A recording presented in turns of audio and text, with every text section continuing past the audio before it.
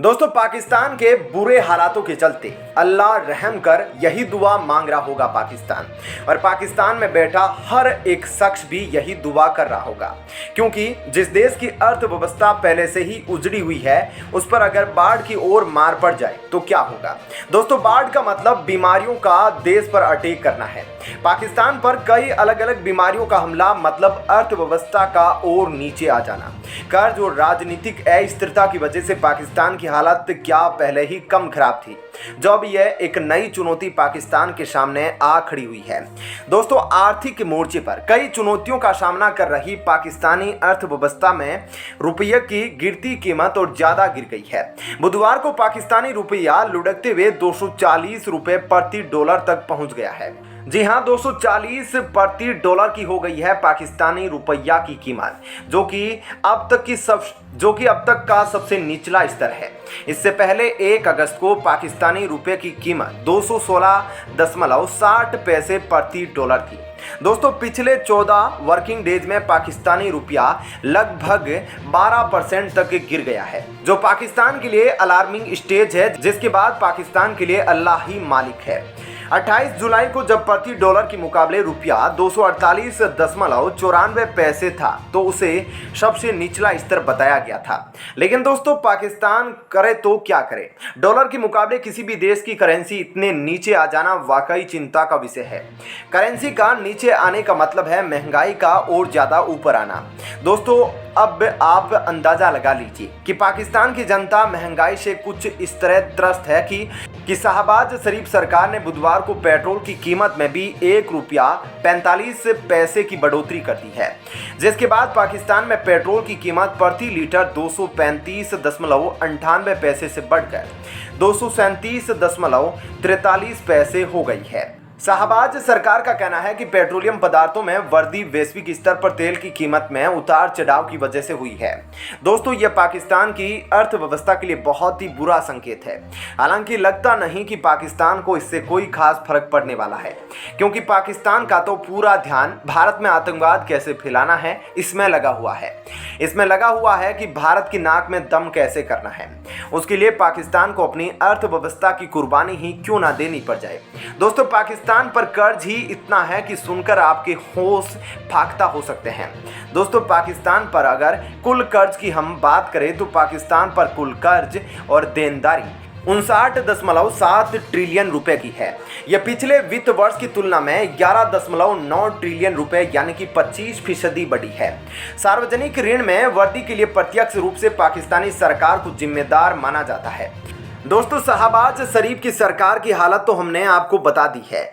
वहीं इमरान खान साहब की सरकार में भी पाकिस्तान की आर्थिक हालत कोई बहुत अच्छी नहीं थी, बल्कि इमरान खान साहब की सरकार में पाकिस्तानी जीडीपी का 20 ट्रिलियन रुपए तक कम करने का वादा किया गया था।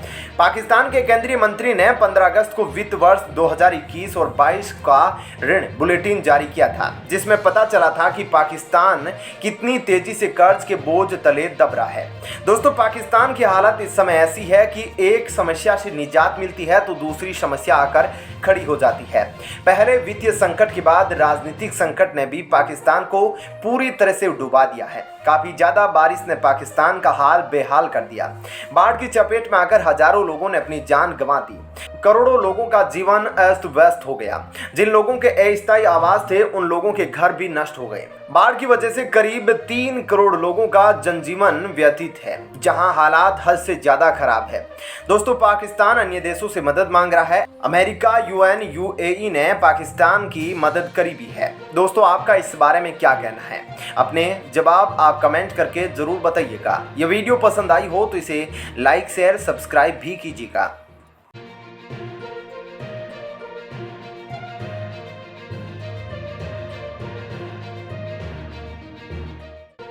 दोस्तों, अक्सर इस देश में इस बात की बहस रही है कि हमारा नेता कितना पढ़ा लिखा है। कभी कभी तो नेताजी लोगों का सर्टिफिकेट भी मांग लिया जाता है, और जिनके पास है उनका मामला तो सही है, लेकिन जिनके पास नहीं है वे बचते फिरते हैं। खैर दोस्तों, ये बात की बात है। उत्तर प्रदेश में इस समय राजनीति अपने चरम पर है। इसी के साथ ही कुछ ऐतिहासिक पन्ने भी पलटे जाने लगे हैं और एक पन्ना हाथ लगा है, उसका नाम है यूपी के मुख्यमंत्री।